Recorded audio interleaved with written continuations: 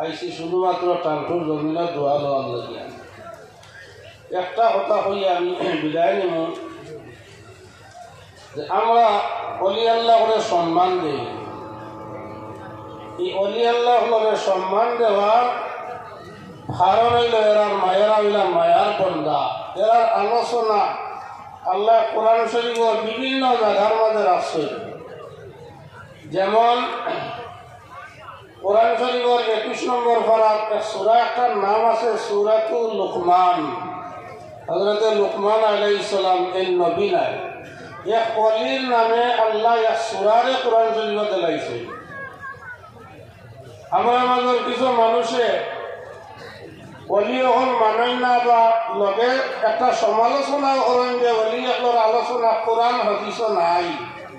আমি আপনার সামনে দেখাই দাম চাইয়া এক অলির নামে কোরআন শরীফ আল্লাহ এক সূরা রাখছেন, যে সূরার নাম হইল সূরাতুল লুকমান।